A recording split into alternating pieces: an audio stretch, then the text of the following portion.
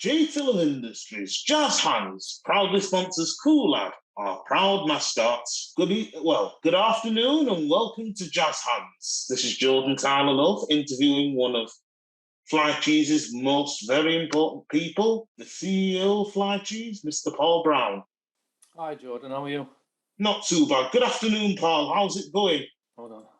Yeah, I'm pretty good, thank you. I'm pretty good. Great.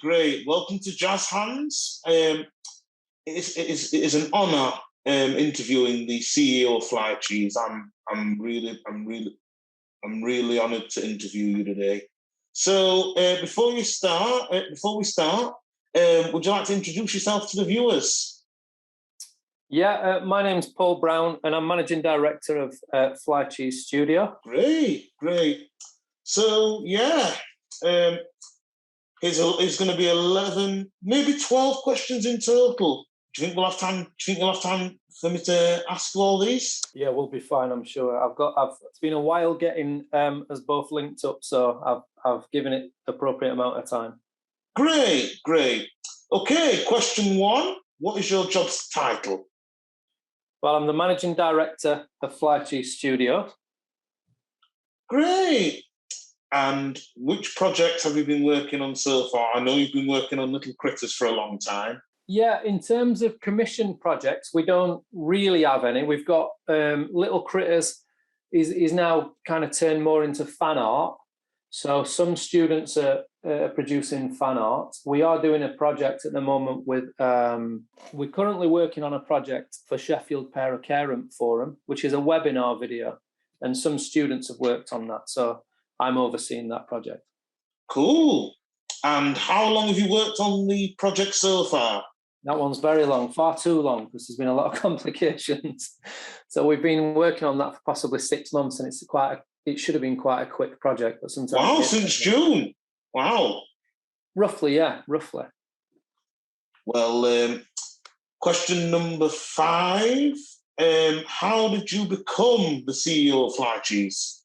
Okay, well, I started off freelance. I used to be a support worker, working in the community with people with learning disabilities and also autism.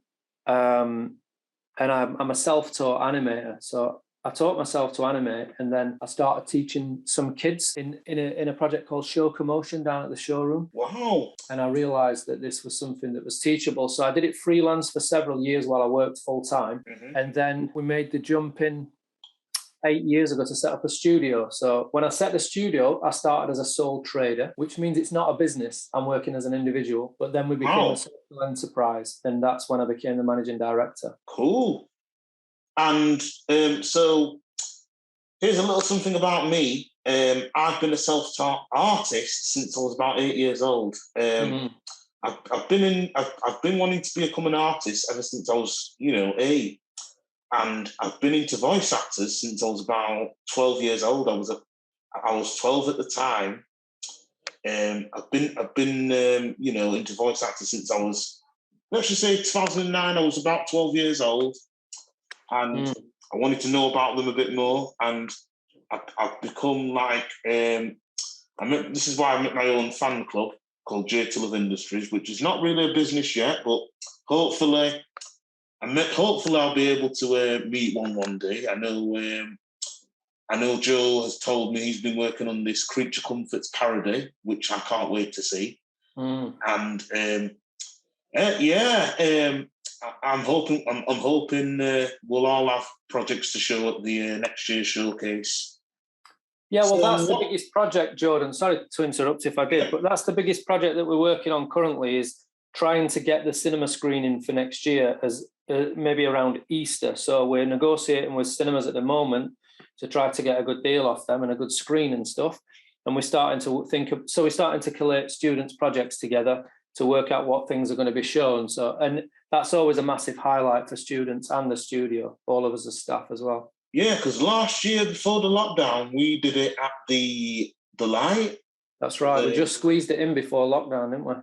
Yeah, because I'm guessing, will it be at the Light next year? Will it be at Cineworld? Well, we're talking to all the cinemas because everyone's under pressure financially. So what a lot of the cinemas want us to pay is too expensive. So Last year, the light were amazing because they gave it us for free, but they're not able to do that this year. So we're negotiating with cinemas at the moment. So the answer is we're not sure where it's going to be. That's what we're trying to work out at the moment.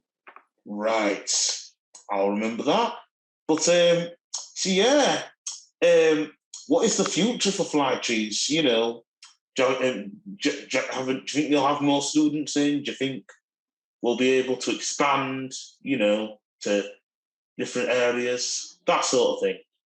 Well, the immediate future is to recover after COVID, to get the studio stable again in terms of, you know, we lost quite a few students, but we also gained quite a few. So it's trying to get our core solid, while at the same time working out the best way to take on projects. So we took some commissions on last year, as you mentioned, the Little Critters one. We took a few on, and we used them as case studies to work out how easy it is to get students to work on projects. And we learned a lot from that. So I think this year is going to be putting all that into action on the next project to make it easier for us all to work on. And in the immediate future, the studio put Parson Cross at Soulworks, which you've been to before, I remember, Jordan, because it's near the Asda. I only stopped going there not only because I had to leave for college, but because we've had a lot of bus changes. So 32s are now less it's frequent. difficult to get up there. Yeah, and it's the only one, because 20 wouldn't mind, but I'm used to getting 20. Sorry, Jordan, we're moving that studio, but we're staying in the building. So we're moving next door to a bigger studio. Wow. And we're making that transition during the Christmas break. So we'll have a slightly bigger studio, and hopefully Wallace will have her own office, which she desperately needs. Yeah, because I know I know we want to make sure that everyone's comfortable, make sure we're getting new students acquainted. Because I know I've been trying to, you know, here's something you don't know about me yet. I'm thinking of expanding my company, J Tiller Industries, not as a sister studio to here, but as a private company, because I'm kind of the opposite. I'm trying to expand from animation to comics because it's just so easier. Because, I can do audiobooks, and it'll slightly take less time to do, because audiobooks are what. Because the thing is, I want to try and expand from comic book, try and expand comic books into proper audiobooks without having to move anything. Because I think that's what I've been trying to do for years, actually. Because I've read a lot of audiobooks, but most of them have either been for picture books or Kindle. So that's one thing. But Lanny versus Dynamite, we are still working on that. It's just a name thing at the moment. We're trying to. So basically, I'm trying to get all my old scripts. I'm going to try and turn them into comics, so I'll be able to sell a bit more. But hopefully now that I'll be having to sort out everything at home, I'll be able to focus a bit more on group projects here. So when was Flycheese actually founded, if you don't mind me asking? It's 8 years ago. I can't do the maths. I think it was 2013, something like that, 2013. Ah, yes. Because I remember the first year you guys were brought up in 2014. So it's been about because I spoke with Holly about it, and you said you were going to be celebrating your 10th anniversary in a couple of years. Yeah, that's right. Yeah, that's right. I think that's right. I'm really bad with dates, Jordan. I'm not as good as you. You remember things meticulously, don't you? But I'm not good with dates. Yeah. So in a couple of years. Yeah, because because the thing is, I not only am I knowledge of when things we made, I have a look at how the animation styles are. Imagine how hard it is for us. Think of how hard it is for animation companies overseas, like Rough Draft Studios or Toon Boom Harmony, which is set in Canada, or Mercury Filmworks. Think of how bad it is for them, because a lot of contractors were sent overseas, like some were animated in Canada, some were animated in the Philippines, some were animated in Japan, like anime, or animation in China, or animation in Australia. So it ranges, because I know a lot of people have been familiar with Aardman, because a lot of people grew up with it. I don't suppose Aardman are your heroes, because I know Greg used to work over there. Yeah, we love Aardman. I mean, and we had that video sent to us from Peter Lord, didn't we, for the Light Cinema? So Greg is still good friends with Peter, and he gave us a personal message from Morph. We link with Aardman as much as we can. Obviously, they're enormous, so it's difficult for them to do smaller personal things. But we have a great relationship with those guys, yeah, and we support everything that they do. It's fantastic. Great. So let's see now. Question 7. What do you like to do in your spare time? Well, I'm a Christian, so I enjoy every Sunday is a day of rest for us, and we don't do any work. So we attend church and we do several different Bible studies and things like that. So I don't know if and also outside of that, I'm into motorcycles. So I ride a motorbike. Cool. And I'm also into DIY, which is I like building stuff, which is what this finger is all about, because I partially chopped it off with a circular saw. Ooh, that has gotta hurt. But I'm guessing you were building sets, additional props. I was building Wallace's office, so it's really Wallace's fault, I would say. Why I nearly chopped my finger off. Well, so I won't say anything. Don't you worry. No, feel free. Have a word with her when she walks past. You can tell her that it's outrageous that my finger's hanging off because I made her an office, and I'm sure she'll take that really well. I'm sure you'll feel better soon. Okay, what is your favourite food? Favourite food? I'm a curry fan, Jordan, and I like curried fish. I also like curried mutton, Jamaican curried mutton. Oh, yes. Well, I'm partly Jamaican, so even though I don't eat I don't even eat rice and peas, but I do like my patties and I do like my curried chicken. But I'm more into Chinese food now because I've started to do a lot. I do a lot of stir fries at home, and I do a lot of because don't forget over the lockdown I've started using my frying pan, so I do a lot of if you can learn how to cook bean sprouts or anything like that or baby corn, you can just stir fry anything like broccoli and that, because I know a lot of people use it. And healthy as well.